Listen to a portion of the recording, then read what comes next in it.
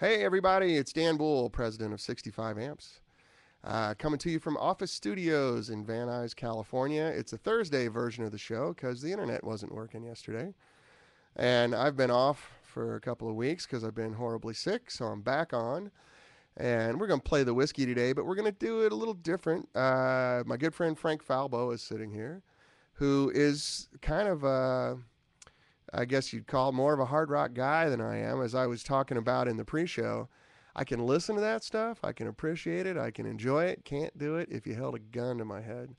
Um, but Frank is so good at it, and he's nice enough. He's gonna just play for a little bit, and then what we're gonna do for fun that we haven't done before. Because when I'm playing, I'm always trying to give you just the literal raw feed, so that you know what you're buying. I'm obviously trying to sell something, so if I grease it up and compression and echo and verb and stuff, it's suspicious. But so Brett's going to come in. He's on the phone in the hallway now, but Brett's going to come in. He's going to do the engineer thing. We're going to route some stuff around Pro Tools and anything we could hear in the loop today. We're not really prepared to do that, but we will definitely. My Strymon pedals are out with my good buddy Howard, which is totally fine. I just don't have them here today. But yeah, we'll put some stuff in if we can today. If not, definitely next week. And next week also, look, we're going to upgrade the internet and try to upgrade the Ustream software and do a 3-camera shoot, so there won't be this person sitting behind me, and we can have another angle where we're both on the same plane, and yeah, all that kind of stuff. Excuse me. So, having said that, let's listen to Frank noodle around. I'm having a hard time talking, so I'm going to let Frank play a little bit, and then ooh, this headphones work. So just so if you didn't catch it on the pre-show, I'm using these extreme isolation headphones. They're called EX29s. And man, they're great. You can just blast and nothing happens with these things. It's like you're in a helicopter or something. They're really, really good at what they do. And yeah, maybe we could all Skype. I don't know if I can get 300, 400, 500 people on Skype at the same time. I'd need some serious bandwidth for that, I think. So anyway, Frank, tell us what's your impression on the whiskey? Well, I got a chance to play it yesterday. Like to actually. Yeah, Sit that and was your play it. first time playing it. Yeah. It really was. I mean, I noodled on it, a little bit here and there, but I Yeah. had a chance to exercise the controls, and it's definitely the real deal. I mean, anytime you say you're gonna go after, oh, you need closer. Yeah, a little bit. Anytime someone says we've got an amp that has gain, Yeah. then the the risk, and I'm talking sort of to you guys, even though he's sitting here, the risk that No, that's I fine. think of immediately is someone going to be creating something that is dated, Right. and Sure. I got none of that, when I played the whiskey. This is only 2 gain stages too. Yeah, I mean Yeah. it's not so. I mean the tonal footprint is extremely wide. So what we were talking about at pre-show is that it's not just what the amp can do by itself, but what you can do with the amp, Yeah. right? Yeah. Yeah. And that's the thing that I was telling Dan. You get if ever somebody says, well, what can I do with a London or with one of the other amps? Everything. There's albums you can point to, where you can say, look, this is what it sounds like Right. in a mix. This is what this, sure, this engineer did 10, 20 things to it in order to get it into the mix with the pedal steel Sure. and with everything else. But the amp gave the sound that allowed this person to do that. This, Well- that, or the other thing. Well, like the London's a good example. I mean, so Brendan O'Brien has used the London on the last 4 Springsteen records. It's been on the last 3 Sugarland records. It's been on most of the Switchfoot records, and it's been on. Let me think what else. Well, of course, Sheryl Crow records. So it's 4 kind of diverse things, but out of one amp that it's kind of hard to pigeonhole. Well, thanks for saying that. I mean, the goal I wanted to, I've talked about. I wanted to get the sound that I remember from playing on the strip, but it's not like a clone of that. It's Right. just my take on it and what I'd like it to sound like now, Well, that's what I'm saying. without going into the Uber game Yeah, thing. that's what it feels like to me. Is that It's an evolution of that. it is. Yeah. It's a present day relevant version of these kinds of sounds. You know what I mean? Yeah. And sometimes there's guys who use the same amp to get music of the 80s and music of the 90s and shred and death metal I mean there's certain Right. models of amps that guys have tweaked Well, you look at and used for all those George things. Lynch, the guy we were just talking about. George Lynch was getting the sound of the 80s with his 67 Marshall. Right. 68. 68, Yeah. that's right. I'm sorry. You're right. Yeah, 68 Marshall. And thanks, Intex. Yeah, I'm up and around. I'm not 100%, but I'm getting there. It's really about what you do with the thing, not what it does. The amp at the end of the day, the amp only does what you tell it to do. Yeah. It will not make you play better. Well, that's why you have to have the platform. So that was the one thing that I was pleased about when I played it. It wasn't and predictable. stretched it yesterday. Was that it wasn't there's no box around it. Yeah. It's And we're not just going through my it's not 212 stuck. right now. It's just an amp in a cab. Right. But totally flexible. When I plugged in the Strat, it behaved completely. Yeah. Correctly. Oh, good. With single coils. Well, you were and doing the some humbucker. fantastic drop tuning stuff. You went all the way down to drop B I yesterday. did, yeah. Yeah, I And did. so, would you mind sharing that with the guys? Sure. I mean,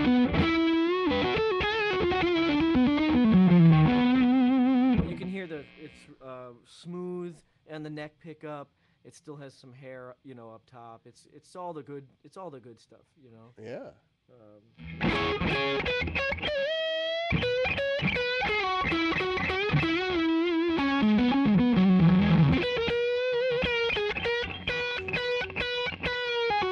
I'm not sure how much you stream clamps on this, but It steps on it pretty hard. you can. We're doing 96K. The big test under gain with a neck pickup is that little squeak Yeah. of like the pick The squawk. against the strings. honk, yeah. There's so many gain amps that just Right. completely truncate that. And this is you an know? off-the-shelf Gibson.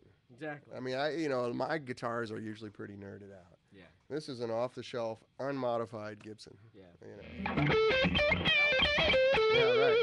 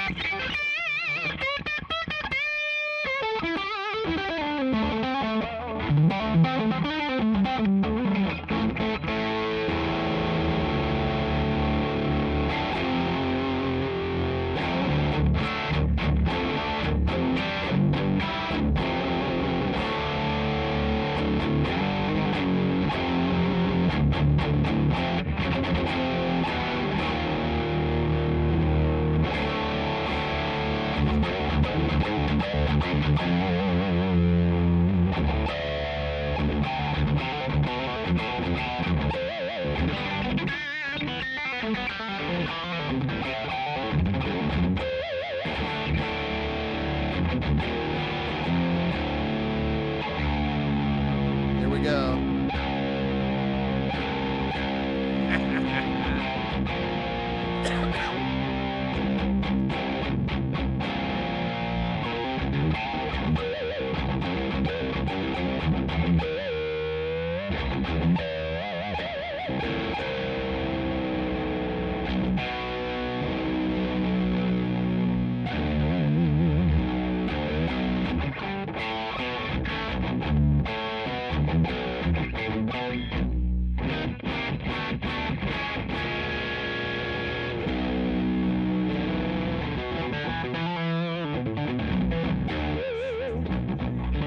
I've never heard drop B in person.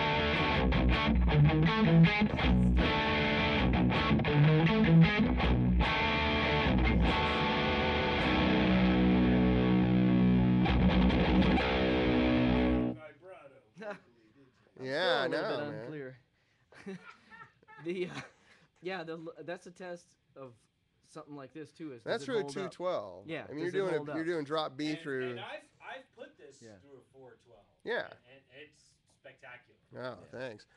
It That's the new. rocks the house. That's the new version of a 212. We call it the whiskey 212. Yeah. It's a little deeper and it ports a little different on it. How about the whiskey 412? Yeah. Oh boy. Whiskey. yeah. Whiskey 100. Oh. Boy. Yeah. The whiskey 100 proof. 100 proof. Mhm. I like Sweat. that. Yeah, man. That is so cool. Or we could just call it the whiskey proof. I like 100 proof. Yeah, 100 proof. That's cool. I'll call it the 101. Yeah. And then on the 100 water, I think I might actually do an extra gain stage. So you can get into. You getting into chugga land. Well, it's fun to do. I just fun. can't. I just don't know how to play that stuff. So. But yeah, I know. I mean, gain's fun to play with. You just got to do it in a good way. Yeah. When was it? Many months ago when I said, I'd love to see what you would do with Yeah. the same game. Yeah. I did say that. Well, it's one of those things. Like, it's a hard thing to describe, but gain is very simple on paper. Right. You can just go, well, I add another gain stage with a 220 on top and a 10K on the bottom, and then I've got another gain factor of 22 there, and it doesn't work that way because you get into all these spillover misbehaviors. The more gain you deal with, now in a sense, I can take out the fidelity of the amp, and then the gain becomes a forgiveness factor. Right. But then you're not adding anything to the amp other than distortion.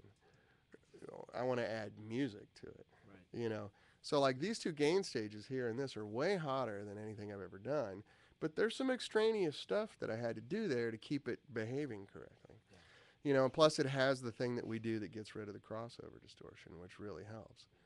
And so going into a third gain stage, then the chances of something going wrong or becoming predictable or average or blah go up exponentially. So Well, that's the thing you hear with a lot of these amps that are gained up. It's you like just by the time cocktail you get, napkin it out and go, yeah, do this. Yeah, I mean, by the time you get to the umpteenth gain stage or the however many triple digits of dB, Yeah. Everybody else has like real world ways of explaining. Like it turns mushy, it gets Yeah, this, right. it sounds boxy, I lose all my dynamics, Yeah. this and that happens, and there's all these definitions and terms, and there are some changes that you can make at the pickup level that will actually change your trajectory in an exponential way Right. throughout all those gain stages. I mean, we made the tiniest, minutest changes to Mick Thompson's Uh-huh. pickup, and at a bazillion decibels, I mean, it's a change that I remember the engineer on paper, he's looking at it, he's like, there's no way he can hear this. I'm like, really? How about after a bazillion decibels? I mean, everything is microscope. So an engineer told you that didn't matter. We've had this discussion Yeah. before. I love that discussion. But it's so if that's the challenge, and I mean, I even got some good heavy tones out of something you left us in the sound room, Monterey or something like that. Oh yeah, yeah. The I got- monorail roast up. Yeah. Because I was able to put gain in front of it, and the whole thing remained like harmonious. Like Well, it's everything got was that happy. EF86 in know. the front that has literally 100 times the gain of a 12AX7. So like the gain, if the 12AX7 is the baseline, so a fully Right. proper acting 12AX7 has a gain factor of 100, and EF86 is 1500. Wow. So you got a lot you can do with that too. Yeah. But anyway, so you get the point. So I guess there's technically 3 gain stages because there's a cathode follower. A little bit of gain on the cathode follower. So, we're pushing this into, and in the 80s, that was the extent of it. Right. If people were playing hot rodded Mark IIs, where you take a gain stage and put a knob on it where you could heat it up, or just add one little extra gain stage. But it wasn't a hot gain stage. Right. You'd put like the third gain stage would be like 100K over 10K. Right. So you add in gain factor of 10, which is not Well, that and even big, on the Mark IIs, I mean, you knew you had to set your clean channel up so that it would stay cleaner. So you still weren't even diming Right. that first stage that remained engaged Right. when you went to the second channel. Right. And you knew you couldn't crank. I mean, that's where a lot of these lessons come from too. Like on the Mesa's tone stack, you can't crank up the bass Can't say names. because it's like Ixnay on the all ace. right, all right, all right. Um, well, we He's only my celebrate. guest, Randall. I swear. That's correct. No, we celebrate these old these old designs. Right? Yeah. Um, Comes the process server. Right. but Yeah. you, Right. yeah, but Ding! There's a guy in a suit out here. What the? but the way the tone stacks were in some of these old amplifiers were such that you'd think you wanted more bass, but you couldn't do that because you clogged up the subsequent gain Right. stages. Right. So you had to keep that cleaner, and Right. then if you were lucky enough to have a graphic Right. post gain, then you could bring up the bottom end. Well, also a lot of it too is reductive instead of additive. Like a lot of amps, if you want to hear bass, you got to pull other stuff out. Right. The bass is already there. It's just getting overridden by. Yeah. You wouldn't believe how much bass is actually in like a deluxe Yeah. already. Yeah. Like but if you can pull the high end off of it, all of a sudden, oh, okay, there it is. But I want that and that. It's like frequency cancellation. yes, From the frequency. exactly. Yeah. Which is huge. And then you got it. Like what I was talking about earlier about phase coherence. Yeah, and yeah. Different frequencies. Exactly. Yeah. But you also you got one little cheap speaker doing it, because as much as we love Celestions and we hail Celestion and Jensen, and in matter of fact, relative to the speaker world outside of guitars, these are really cheap speakers. Right. That They're distort. Twinkies. Yeah, I mean Celestion. delicious, the Not bananas flambe. exactly the speakers at like a ballpark, and like pinch hitting for Pedro Balbon, Manny Mota. That's how Celestion got started. Yeah. That's what Celestion was initially, was PA announcement speakers for like soccer fields in Britain. Or children, recess is over. That's Celestion. So, I always hated that. yeah. Mm-hmm. How can you have your pudding if you anyway? Yeah. Um, No, it makes sense. And so some stuff, like you said, some of our recipes are built upon things that are flawed, but some Yeah. of them can be improved when you remove some of the flaws. And so with what you were saying with regard to like phase coherency and Mhm. comb filtering and just linearity, especially when it comes to gain stages, to me it's like you can only fit so many things like through the door. Yeah. When the Three Stooges all came up to the door at the same time and Yeah, and they right. got stuck. Good analogy. Yeah. There's when you start stacking this stuff up, what happens is, and we learn this on with pickups again with the tiny minute Yeah, changes right. that you make. It's really throughout. razor thin shades of gray. Right. If Yeah. you change one thing and all of a sudden now that becomes the lead item. Right. It's Yeah. the same as brick wall compression, right? It's like whatever is in that transient becomes the lead thing for that moment until it can recover. Well, when you get up into this much gain, you have to start taking things out. Yeah. You can do that in many ways. You can shunt it to ground. Mixing. Yeah. When you mix it out, mixing is a very subtractive Yeah. process. Yeah, I go back to my bad bird dog analogy. I used to breed bird dogs, and every dog can bark when the doorbell rings. Every dog can fetch a bone. Every dog can herd sheep. Every dog can do this. You want to take all that shit out and have nothing left but a dog that goes, look at that bird. Shh, don't move or we'll scare him. It takes a long time to get to that, and it's the same thing with amps. You're not kidding. Yeah, so I mean, with these things, when you get into this level of gain, you got to start filtering things out. You got to shunt some things to ground. You have to shift emphasis from one gain stage to another. Exactly what you're saying, a receiving gain stage has a much different set of characteristics than an initial gain stage. Yeah. And if you're doing wrong things in V1, triode 1, you're just screwed. Right. And so you have to really pay attention. And then that goes up exponentially as you add in more gain stages.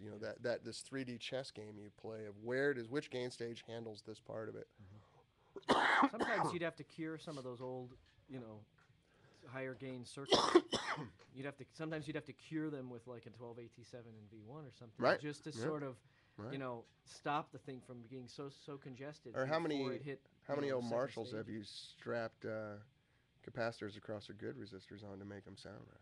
I don't know what you're talking about. Oh yeah, old Marshalls, when you gain them up too much, they'll just puke. And the Yeah. big common trick is put a little tiny cap across the grid resistor, Really, just as a filter. That's Yeah. all it does, is a filter just to stop it. to from- stop that from hitting the control grid Okay. of the power tubes. There you go. There you go. But anyway, so let's play some guitar. Yeah. We're nerding out here, and then Brett, you want to jump in here and start greasing this thing up as soon as you're done texting with your. As soon as you're done playing Flappy Birds. Someone asked. It is from Dogman. Oh yeah.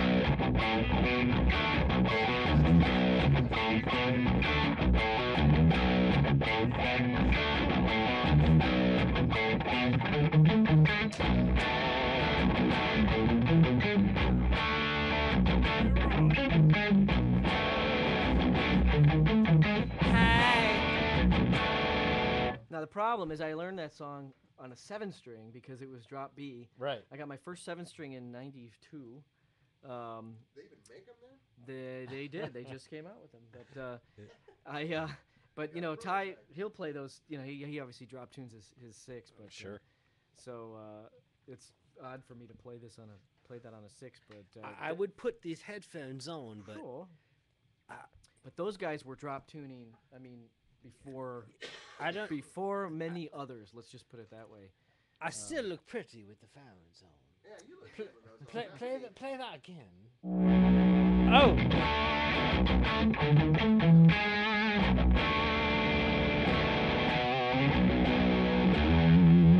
Yeah. That's nice.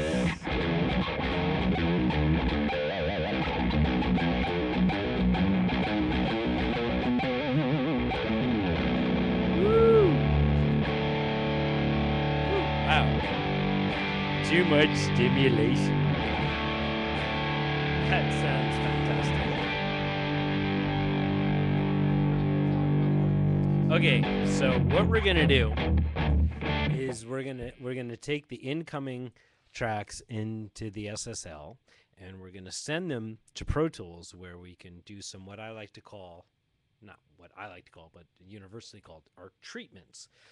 Treatments can be delay, reverb, anything along that line is basically called a treatment. So we're going to do some treatments to the incoming signal and return them back to the SSL and then send them to you good folks on Ustream, and we're going to take it from there. So it's actually quite easy to do. What we're going to do, basically the tracks come into the SSL.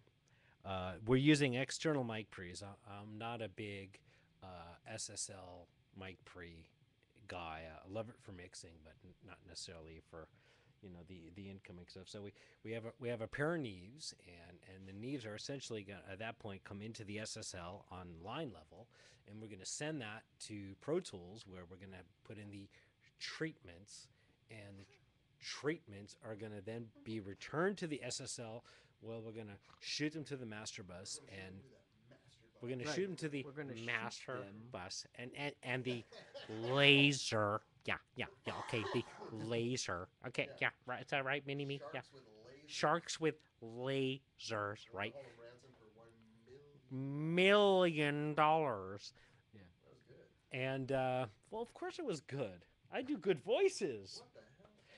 I do voices. Who would say anything else? Frank delivers the metal. We have a good team here. We do. Okay, let's pull up some Pro Tools. Yes, Black the Sky. He's got it right. He's saying Black the Sky. Yeah. Okay, Pro Tools, unable to find an interface. I'll be right back. Okay. Right. We need to turn these. We need to turn on the lasers. Yeah. Okay. Yeah. Thank you. Okay. Right. We need to turn on the lasers. Yes. Dan, you said you were feeling better. I am. This is the devil here. Oh my. And Pro Tools is coming. Yeah. Frank, keep playing, because it sounds marvelous. Yeah, that's fabulous. That's fabulous. Keep playing. Okay. Oh! Now, do all you boys and girls realize that we're doing all this through a 65 amp? All that saturation in gain. It's amazing, isn't it?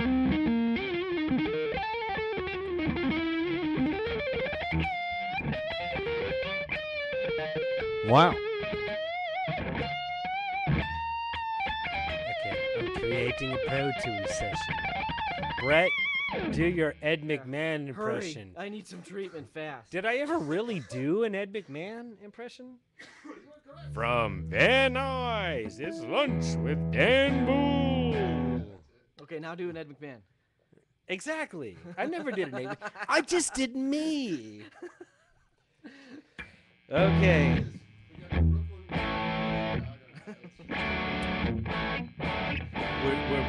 We're building a Pro Tools session. Okay.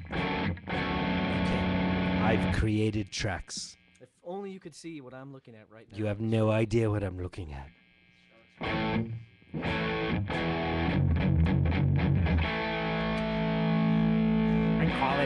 I call it preparation H. Yeah, okay.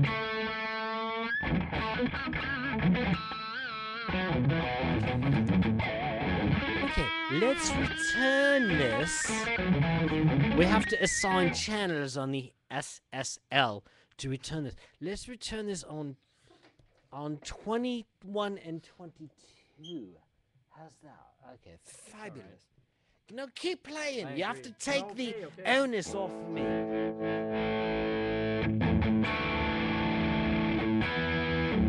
You know, Dan kind of put me on the spot here to do this. I don't want to make him look bad, so I'm going to do it. Okay, now that they Put me on are, a spot to play guitar. they're too. hitting Pro Tools. This is Don't good. See me reaching my purse for some pampering. I don't know. This guy can really play.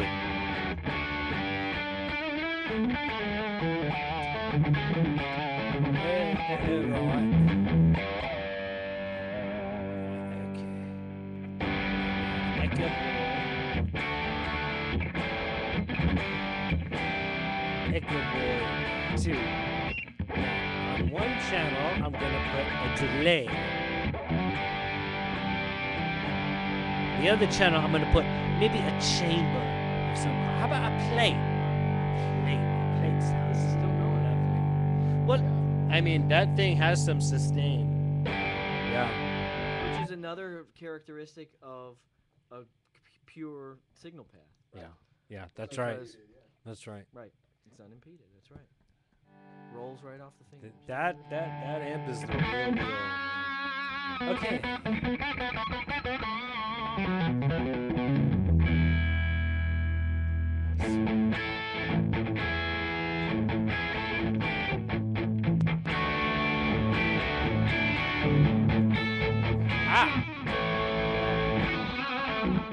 Get to now.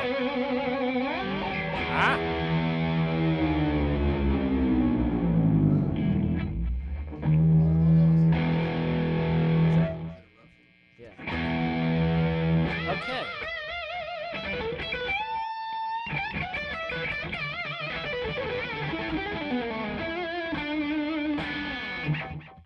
What you got there? Now I want 300-400 milliseconds?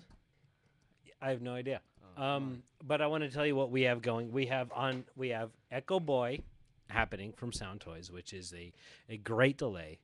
Done a lot of records with Echo Boy is the delay. And then on the room verb, just to give it a little space. Yeah, we have the UA Audio, the EMT 140, which is a fantastic sounding plate. EMT's like the classic plate reverb. It's the classic plate reverb, and One that everybody can find. Universal Audio, Yeah. it did a wonderful job, modeling that. It really does sound good. Not many of those in existence. No, right. Well, they're not, I mean, there's and like a couple hundred. Right. You'd kill to find one, and yet, like, somewhere, somebody they're- dumped one in a, Somebody didn't like it. down We the Grand have- Canyon. 'cause we it- have yeah. a winner, Long Plate Hull SPX 90. Now, Firebird Bob, do we know Firebird Bob? Okay, he says SPX 90. SPX 90 is actually a very underrated verb. I love the S. No, SPX 90 sound great.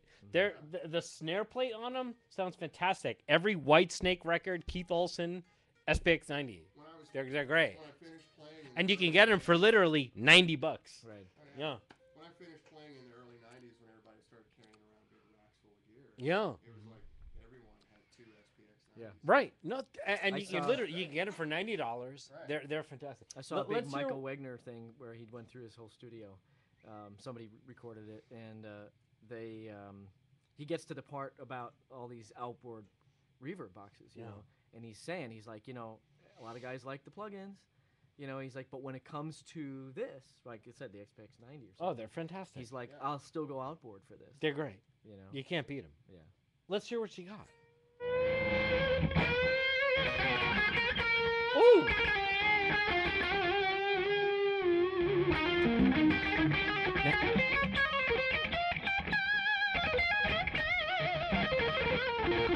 See, so that's what we did, guys.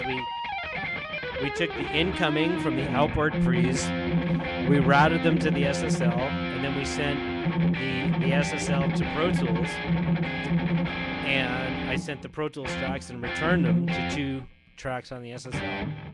How you guys liking that? This certainly sounds like a lot of fun. I'm having a lot of fun listening to it. And then what's cool is this is what's great about having an analog board. Essentially, you could take the returns, dry as a bone, and then start to return them. And then, yeah, everyone should. So here, again, play that static chord again. So on 21, 22.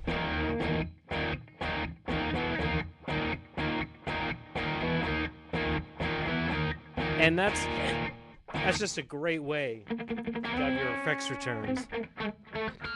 This way you could feel it. You could get a sense of what it is you want to accomplish. That's right. And that's such a fun thing.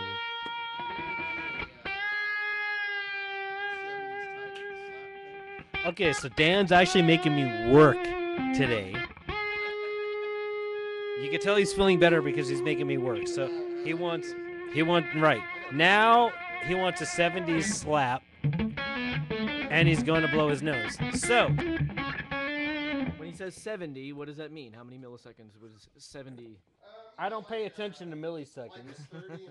I just pay attention to what it sounds. No, the answer to that is actually we're doing pre-fader because we're not returning the faders through Pro Tools. I'm actually muting the faders in Pro Tools and just using the effect sends and returning the effect sends to the SSL. So at that point, you do them pre-fader. This way, I'm not getting the phasing from the return to the faders and the return to the effects returns. Please. No, please. Yeah, basically Pro Tools became your outboard piece of gear. See, Frank, as usual, gets it. Pro Tools at that point becomes the piece of outboard gear, which you can do, and has a lot of good. I think more people would I embrace said Pro stuff. Tools if you said, Okay, so here we go. outboard gear Now, you've ever had. dirty slap. Dan did- wanted to I hear did a talking. 70s dirty slap, so I have it set to a dirty slap on Sound Toys kinds Echo of Boy, songs is which that? sounds real nice. So, Frank, if you would. Right. So we have some Thin Lizzy. Yeah.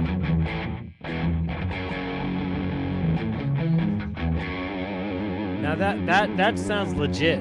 That really does.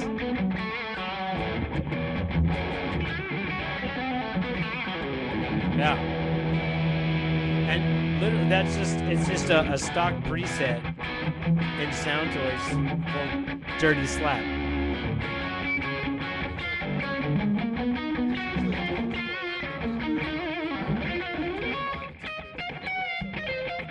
It's called Dirty Slap. Now let's see what else we got. Let's have some fun. We have this whole guitar folder.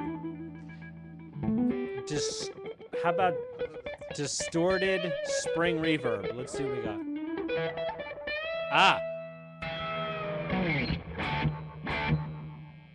Listen to that.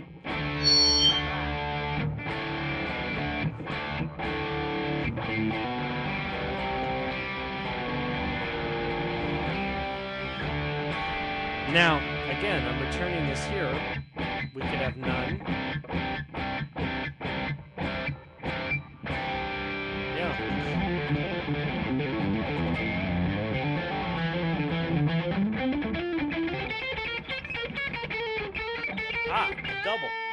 Okay, so what I really like, it's in the vocal. It's actually in the vocal subfolder.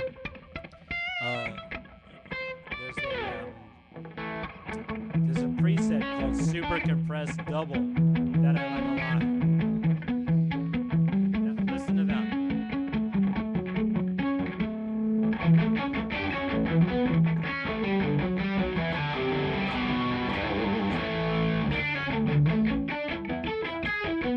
Now that one is called Super Compressed Double. I use that I use that on vocals quite a bit, and I'll tuck that underneath the lead just a bit. But I use it on lead guitars all the time. In fact, we just mixed Tony McAlpine's record here, and I used that super compressed double just tucked underneath his lead tone, and it brought a lovely complexity to the lead tone.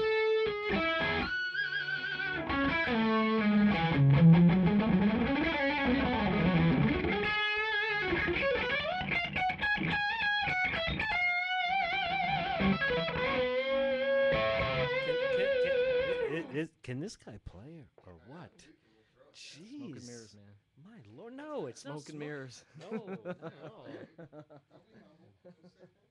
Okay. So now, is anything you guys out there wanna see? Can you do me an 80s chorus plan? Ah, oi, can I do an? Never mind. Here's what I want. Can I do an 80s chorusy thing? Yeah, grab some. Switch me that. Yeah, let's get that strap. I am gonna give you guys an 80 choruses thing. You know, like the crew. You know, Mick always had a little bit of faith in the playing on top of the section. He sure did. Of course, I'm getting the wrong guitar.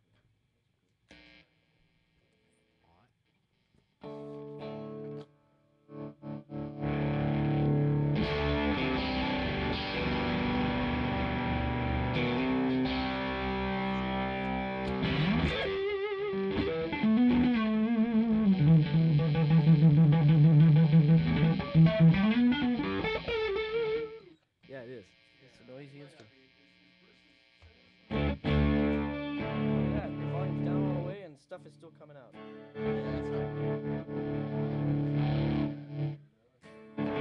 Page and rescue and stop.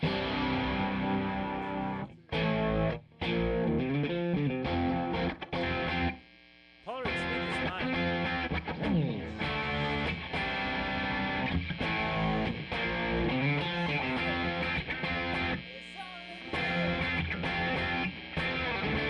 I can't believe I knew that.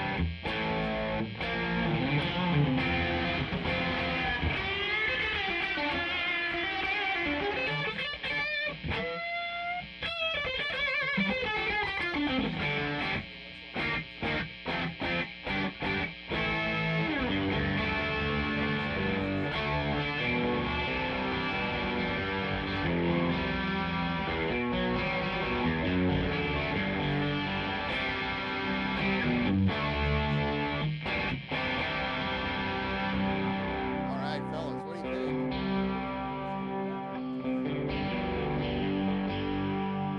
Let me, I can't see you right now. Ah, there So I didn't change anything on the amp.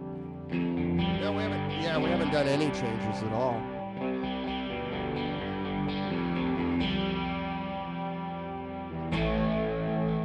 Yeah. Somebody's saying good old lexicon. Yeah, I have a couple of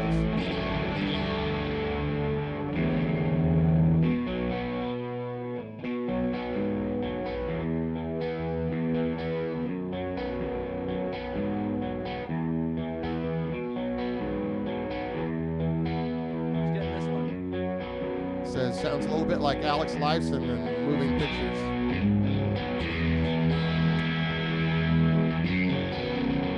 Thank you, Bob.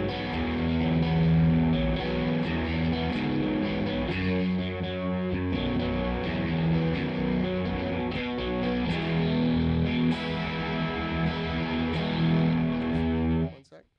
So, um, what's cool, you guys you're getting a taste of what we want to do going forward in the show. Yeah, I think I've played all my amps to death. And so we're going to start showing you what you can do with them beyond just me hitting some, simple rock and roll stuff. And I try to keep my playing simple, even though my playing is kind of simple. But I do it for honesty and integrity purposes. So you'll hear me bang out some stuff, and then we're going to have guys like Frank and other people play.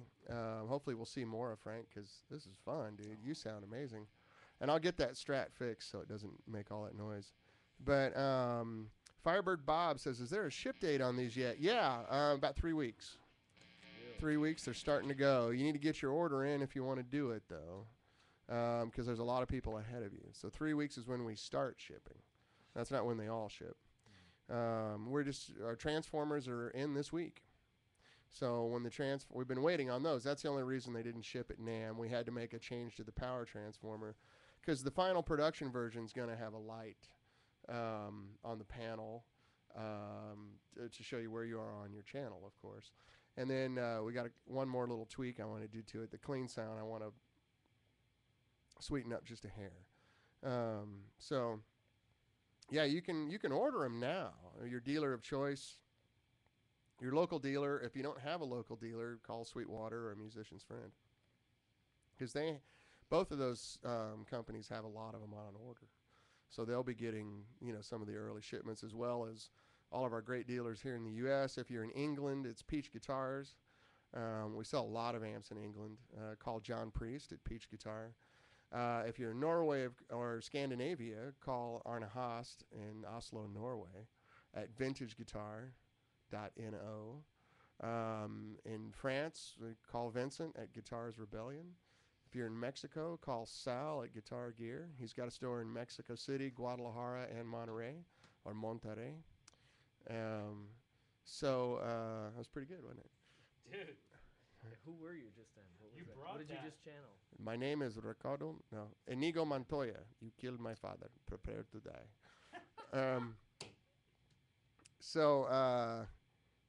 That's right, Bob. You are in Ohio. Unfortunately, I don't have a dealer in Ohio. I have a guy that wants to sign up who's in Cleveland.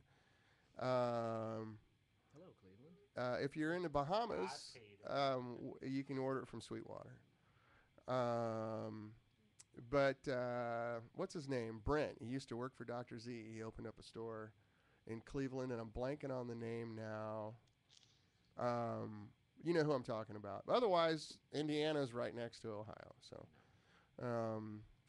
you can do that. So anyway, thanks, guys. I'm glad you're digging this. I think it's really fun to watch, a master technician like Brett do this stuff with such ease. And then, of course, Frank, who plays guitar, like, I just want to break his fingers. But I spent too much time on stage singing and dancing and not paying attention to playing guitar. And then, yeah, we're going to do 100 water this summer. Woo! So, and you'll hear the prototypes here on the show. It's going to be a little more expensive, and this is already a pretty expensive amp. But because we got bigger transformers and more tubes, and I'm going to probably do an extra gain stage and another knob to accommodate that, and all that kind of stuff. Guitar Riot. Thank you, Jim Flannery. That's the guy. Yeah. Brent. I can't remember his last name now. Great guy. I've known him for years. He was the sales guy for Dr. Z for a decade. And then he went out on his own, he's got a great store in Cleveland. He's right down by the Rock and Roll Hall of Fame. So if you go to Cleveland, it's the place to be, that cool district right by the Rock Hall where they have all the cool restaurants and shops. Guitar Riot's right there. If you're in Japan, you can order these through Taurus Corporation, who is a distributor in Japan. And I'm trying to get a new guy in Australia. If there's any Aussies out here, I would appreciate any suggestions. And but anyway, so let's get back to the more interesting stuff. And you guys are killing me. This is fun. And so what do you want to do next, Brett? Say what? Here, jump in. No. I don't know what's up. I don't know how to do this. Yeah, at least change some effects.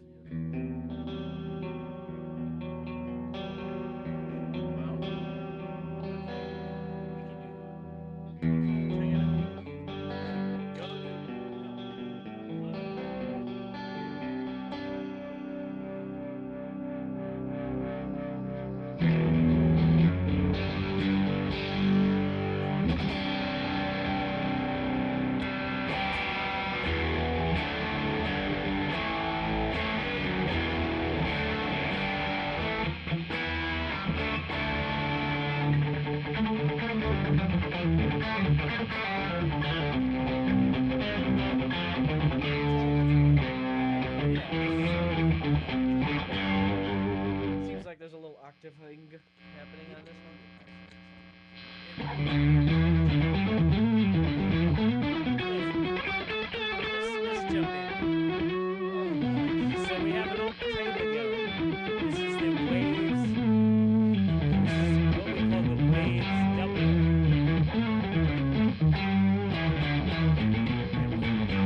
It's called Dark Fader.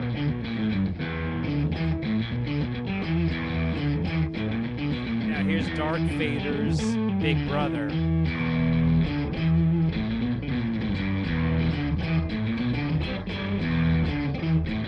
That's a great sounding.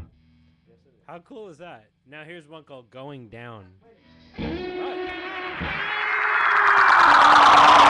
We'll bypass that. Yeah, let's stick with usable. Yeah, that wasn't usable. That one screwed us. I need therapy after that one. Yeah. Okay, right. Yeah. Shall we see what else we have in the goodie bag? Let's see what else we got here. Now these pickups are probably what, 11, 12K. Yeah, that's, you know what? That's my Paul Reed Smith. I haven't used that guitar in a long time. Now. Drop tuned last time you used it? Yep. Indeed.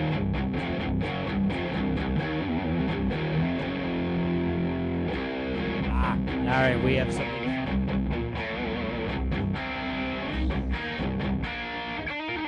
By the way, these extreme isolations are fantastic. Isolation. To the extreme! Now we have. I don't know.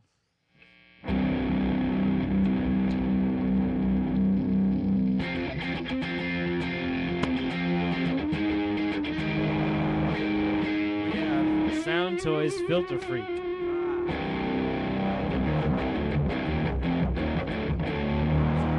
we get that guitar dry first? Of course. So Turn that a fader. you know the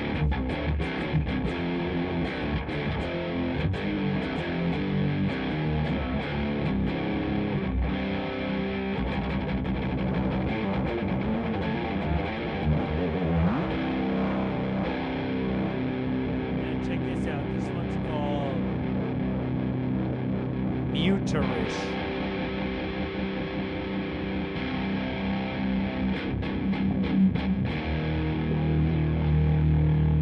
It's like a Mutron.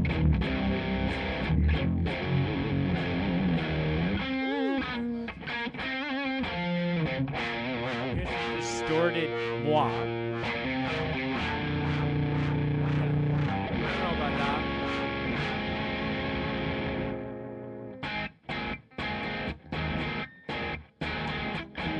Here's a reverse Tron.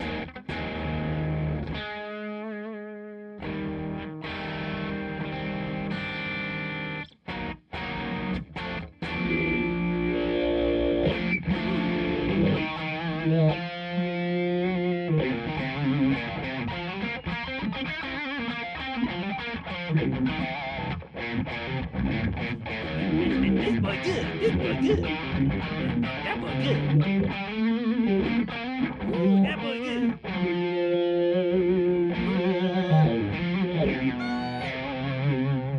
Damn, that boy good.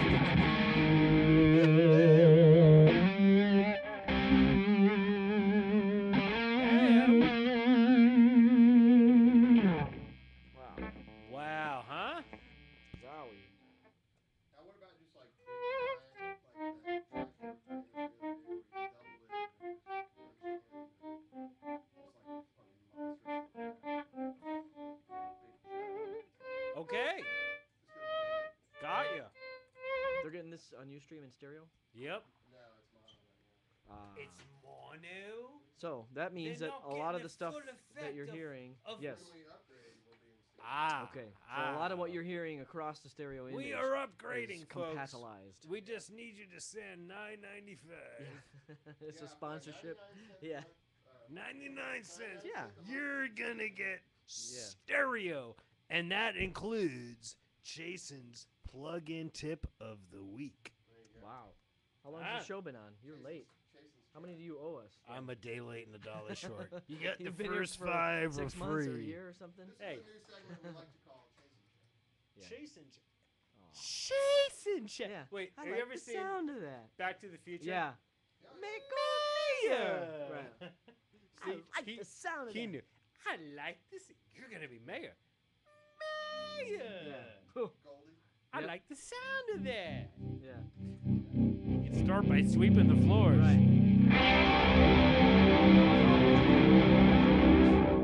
Basic double.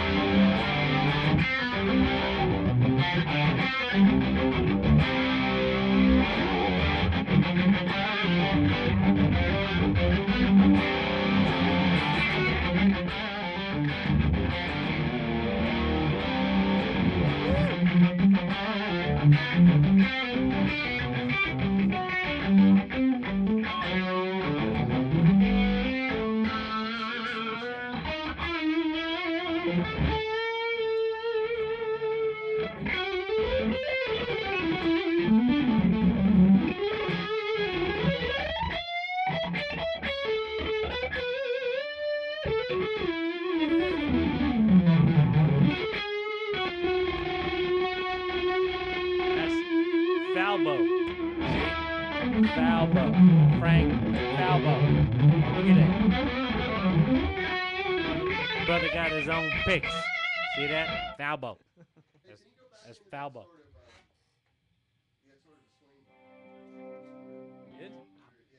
You want me to? No. How about a basic double take?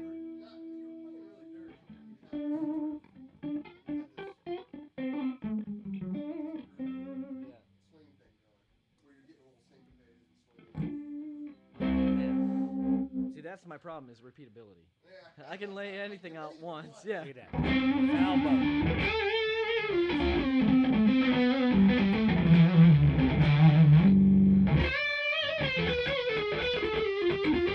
Howard Johnson says, "How about Dan?"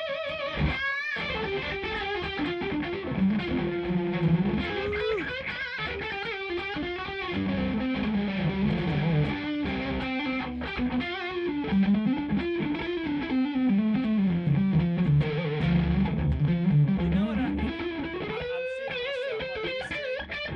I'm pretty. I am pretty. Falbo.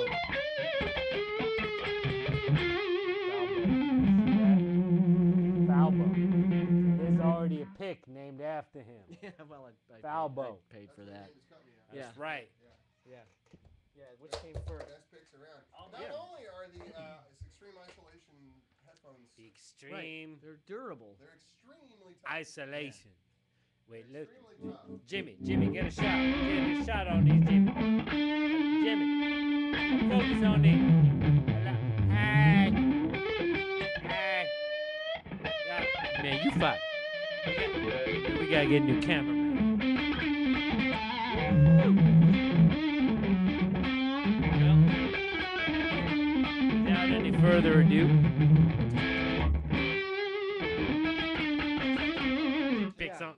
Which Very leads us to our durable. next segment. It's very durable. These are durable. There's Yeah. durable You can picks, drop just it. like the extreme isolation headphones. That's right. Falbo. The only thing the Falbo picks don't do that the extreme headphones do is bounce. I've been using the Falbo picks. Yeah. Yeah. Good for you. They are good. Good. They are good. Yay. Yay. Well, it seems like we've stepped into the Wayback Machine and arrived in the mid 80s. Yes, and we have some girls coming by in neon. What about, man. what about the Brendan O'Brien Soundgarden treatment? Ah, the Brendan O'Brien Soundgarden treatment. That's a stereo image, right? Yeah, unfortunately. Oh well. I stumped you? That's for now. What's on it right now? What are you running right now?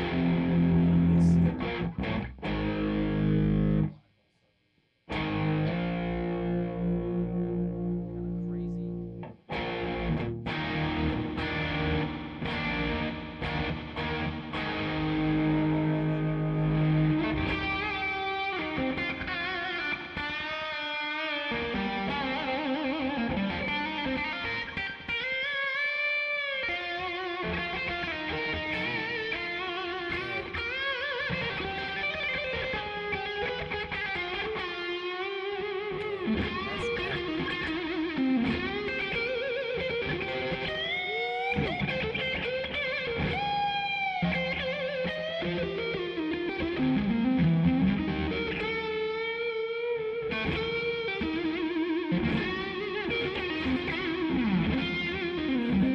was the first high-end guitar I bought.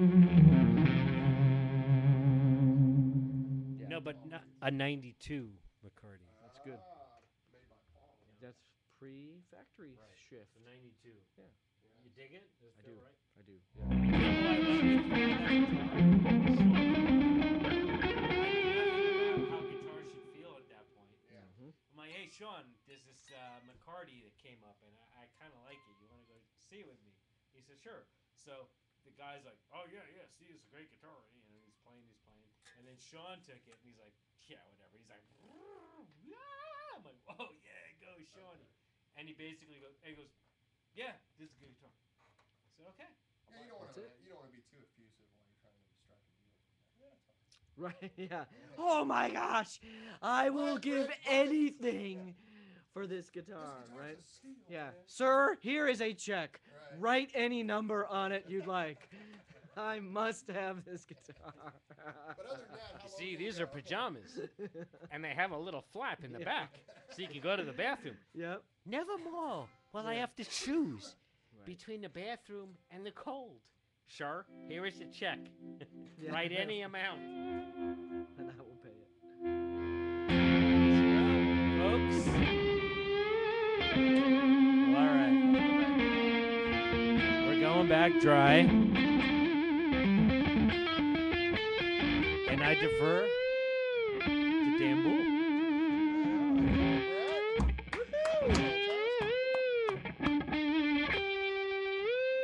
Whoa, a fifth on it?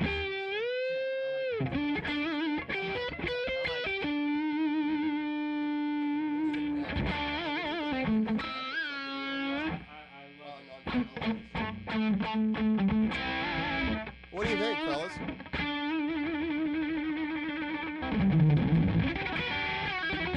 Tear up the red carpet. Peace and hair grease. Hey, Luke. What's up, man? Hey, from Oz. What's going on, Luke? How's Christy? My friends from Australia. Well, very cool. So you guys get the idea of what's going on here. And big thanks to Brett. I mean, Yes. that's awesome. And Frank, you're killing me over here. You sound fantastic. But now you get an idea, you know, because I've done so many shows. So, yeah, I'm trying to feel better, Luke. Thanks. Yeah, I'm doing good. Thank you, man. No, we haven't abandoned the chat, Rock and Roll Willie. Come on. We're having some fun. So, she's great. Well, tell her hi. Give her my love, please. And so the thought that I had with the show is we've been doing kind of the same format for a couple years now. And things only get better or they get worse. They don't stay the same. So what I want to start doing is showing, you know, all the amps. We're going to go through everything I do. We'll do the London and the Soho and the Tupelo and the Elvis and the Empire and the producers and all these things and the whiskey. And I'm gonna do my normal thing where I play it for you, but we're gonna start showing you a little more of what we're gonna do. We're upgrading our Ustream account.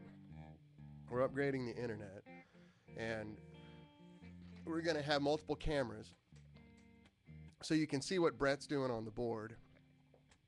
When we have a conversation with people, it's gonna be a little more, what do I say? Friendly, viewer friendly, and then we'll be in high def and in stereo. So that might require a little more bandwidth from your internet connection, but it's going to look better, it's going to sound better, it's going to be a lot more content, and we'll try to progress forward. Because one of the things, as cool as the show is, you know, like the purpose of me doing this show is to be unguarded. You know, you see a lot of demo videos with guys playing stuff. You never know how many takes it took to get that. You never know what they did to it in post. You never know what kind of editing was done to make it sound right. So what I try to do here is to be vulnerable, for lack of a better word, to show you that what we do is real, and there's not a lot of holes in it. So, a lot of you guys come on and, hey, grab a Strat and play this or play some ZZ Top or whatever and try to get some different sounds out of it. And there are guys that come on and throw us curveballs, and I actually really welcome that. I like the hard questions and all those things. So that's the purpose of the show, is to show you, like, who you're dealing with and, what kind of people are behind it. But also that it's real world functional gear. It's not a toy. They're not one trick ponies. They're actually gear thought out by guys who have played for a living and kind of know what you'll end up needing after a certain level of guitar playing. Not necessarily guitar playing skill, but you spend enough time on stage or you spend enough time in the studio, you're going to start narrowing it down. Like I go to every major studio in LA all the time, and there's a subset of things that I see in every studio. And there's a subset of behaviors that producers want, and there's a subset of behaviors that guitar players need in order to get paid to do a session or get paid to fill in on a gig or whatever. My level of experience comes from being on stage. I know what I need to walk up on stage with one guitar and one foot switch and be able to play a pretty robust set that doesn't all sound the same. Because I've played in some original bands that did well, but most of the time I'm just playing in fun bands, and you have to throw a wide net, like earlier Frank was playing Thin Lizzy. Thin Lizzy had one sound. Didn't matter. Whatever amp he had, whatever guitar he had, that was the sound for the whole show. That was the sound for the whole record. Now, in the real world, for most of us playing with our friends, most of us playing in nightclubs, even playing in theaters or being sidemen on tours or doing session work, you need a lot more than that available. And so, the things that are in our amps, to me, come from my experience, or what you got to be able to walk in and do. Be able to plug a pedal board into it and be able to sit down and, okay, now we're going to play a Hendrix song. Now we're going to play a Rolling Stone song. Now we're going to do a Pearl Jam song. Now we're going to do a ZZ Top song. Now we're going to do a King's X song. That would be Frank's band, not mine. And you can't go around and remic everything and plug into a different amp and grab different guitars because you got paying people sitting there waiting. And so you got to be able to just do it like it's natural and automatic. Haas Thompson, good question. So does the mains voltage make a difference on how the amp sounds and behaves? For the most part, no, because the power transformer inside the amp is what's regulating the internal voltage on the amplifier. So no matter what voltage is coming in, it should be supplying a predictable voltage, whether you're on 220, 230, 240, 120, or 100 in Japan. We have our power transformer set up with the appropriate taps so that the transformer will transform whatever AC voltage is coming in from the wall to what is required by the amp. However, there is one difference, though. Power in Europe is 50 cycles, and power in North America and all the Americas is 60 cycle power. And that resonates at a different frequency. So when you hear a Strat humming in America, it's somewhere around A sharp, in between A sharp and B flat, right in that region. When you hear it humming in Europe, it hums at a nice sweet G. So that's a really subtle difference. I've played our gear in England. I've played it in, Norway and Holland and France, and it sounds marginally different. Now, there is a difference in the countries. Like, for example, when you're in Scandinavia, the AC is very hard.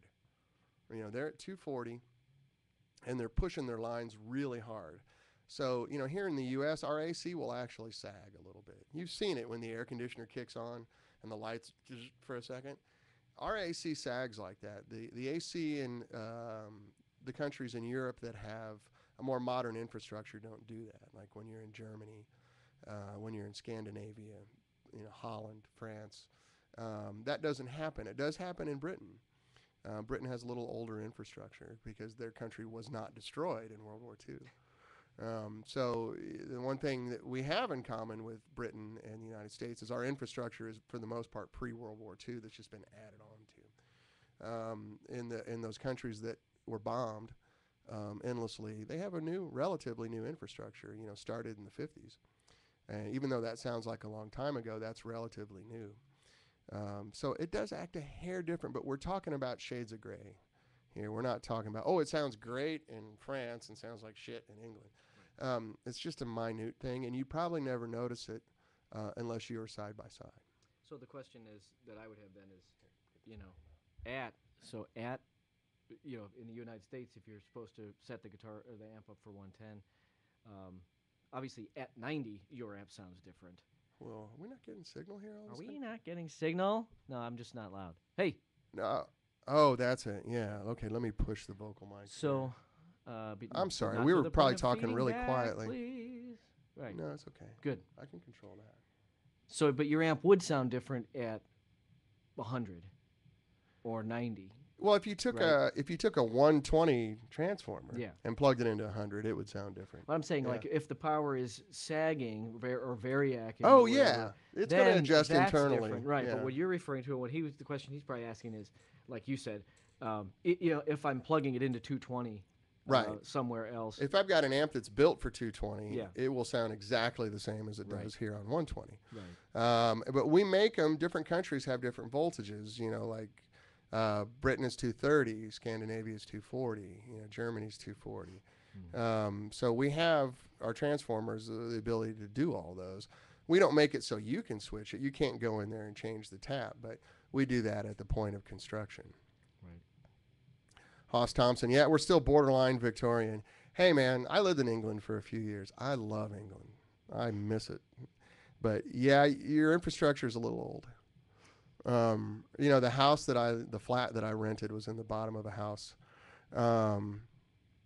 in Fulham in London. And we were on the newer section of Fulham, and our house was built in 1832.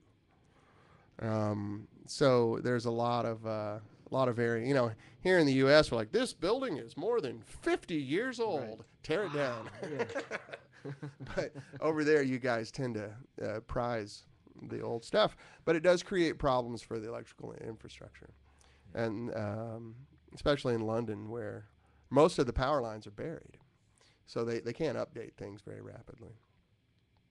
So, good question, Hoss.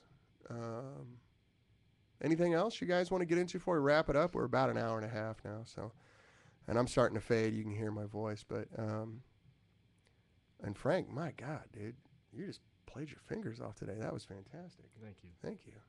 Thanks. Really enjoyable. I'll get that Strat working right, or I'll bring my white one in too. But Sure. I just got to get that thing where we did a quick and dirty surgery here on the show. Yeah. Ron Ellis came in and swapped out a set of pickups as fast as he could on that table back there. Yeah. And he was really feeling some stage fright. Yeah. And you could see him, you know, he was Yeah. trying to get it. No, stage fright's not the right word. He was excited, and he felt some pressure. And we just did it really, really quick. There is a foot switch with the whiskey, Bob. It's a single foot switch, which will take you from the clean sound to the dirty sound. And the production version, this is the prototype. So the production version of this amp has a light on it. I just haven't brought it in here yet. I've just left this one here at the studio. Yeah, Frank was great, wasn't he? So, any other questions you got? If not, I'm going to go ahead and start thinking about signing off. 115, is that what you get at your house, Bob? 115? Here in LA, we're usually getting about 122. And every volt makes a difference.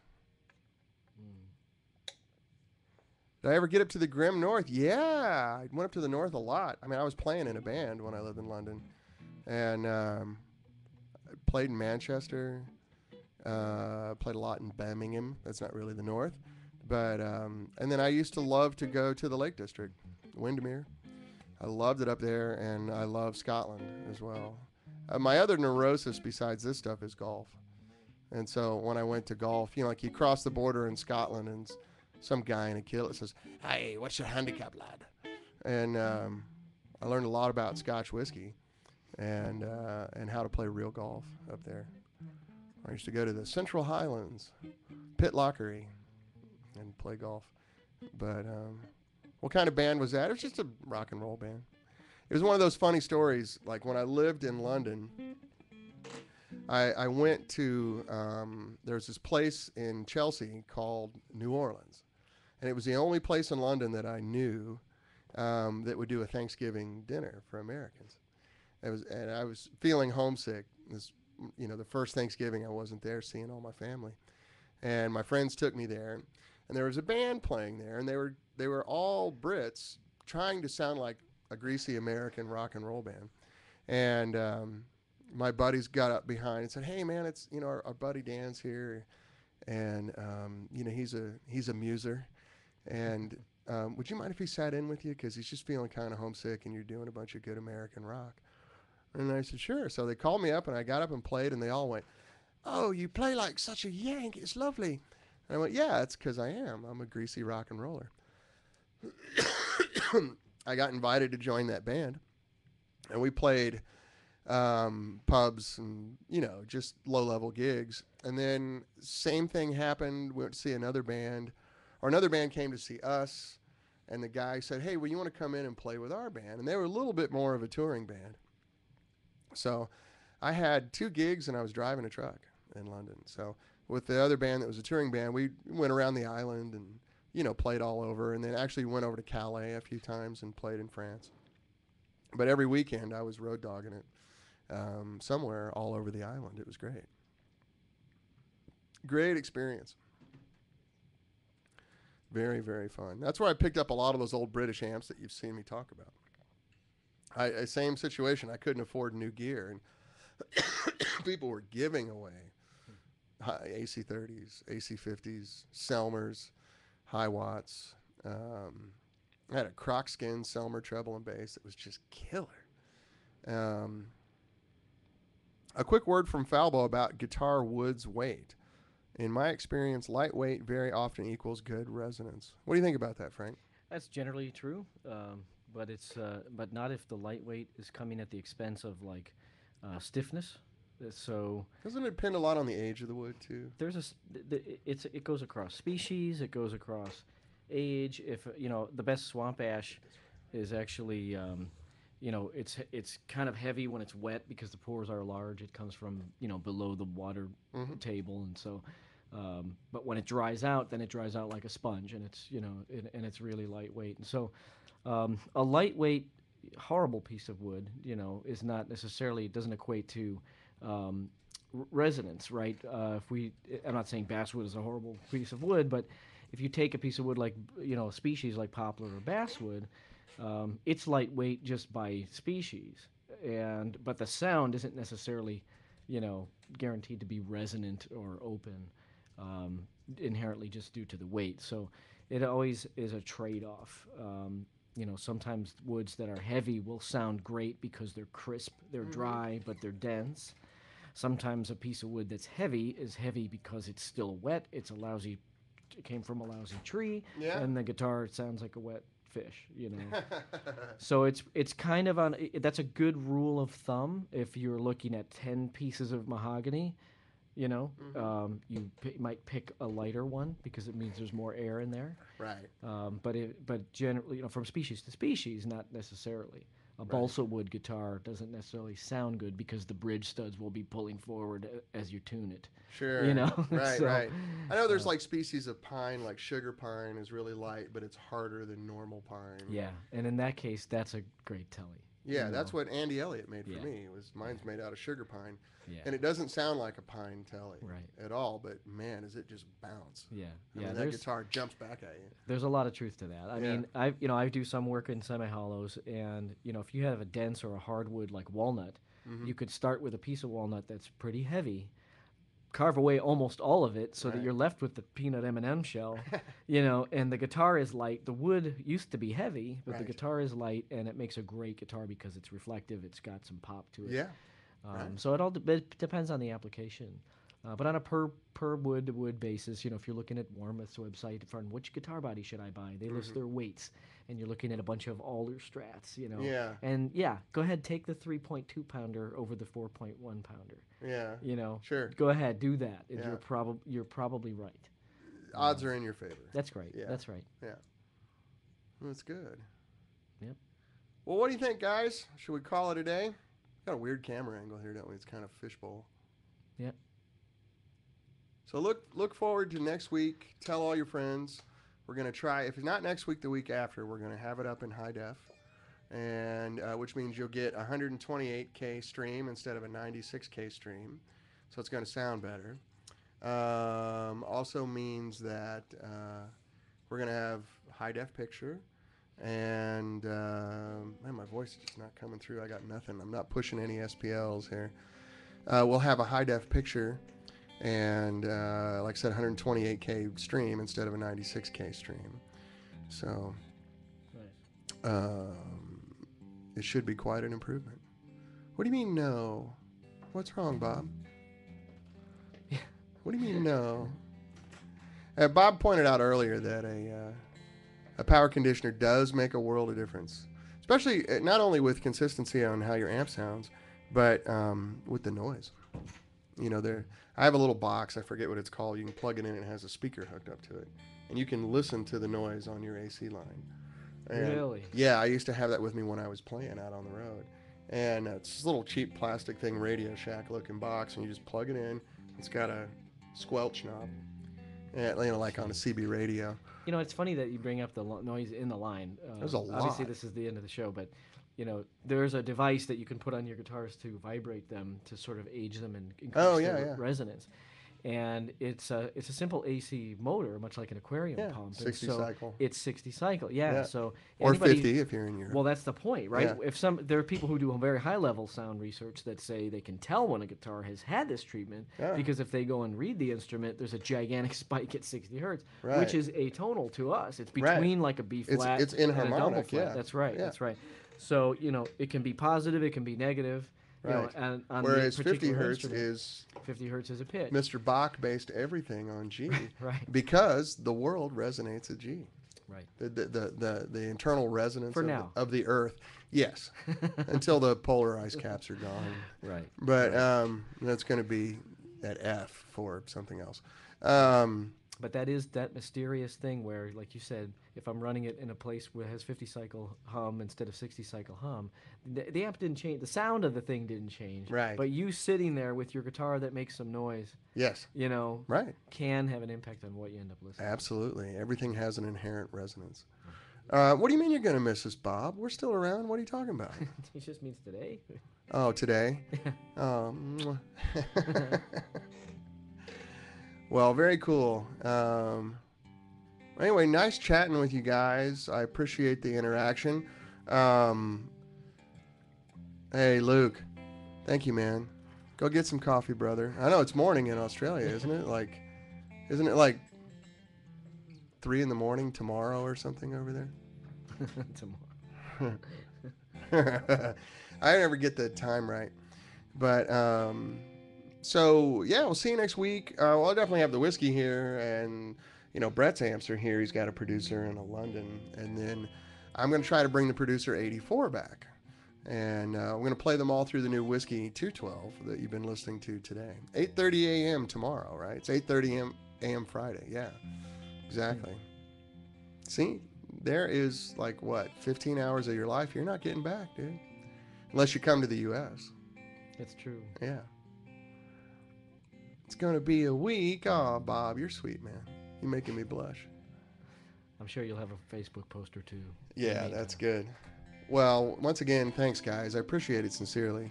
And been a real pleasure. Thanks again, Frank. You sounded amazing. And thanks again, Brett Chasen, who had to step out, unfortunately. But the Chasen chat part of the segment was really fun. I want to do more of that stuff. He's really good at getting big guitar sounds. So it's also a good... it's also... a good thing, because a lot of guys go, well, I played the amp in a store and it doesn't sound like it did on that record. Right. It's never going to sound like it does on a record. Mm-hmm. Yeah, cheers, Haas. I look forward to being match fit myself. Hopefully by next week I'll be good. So anyway, once again, guys, thanks again.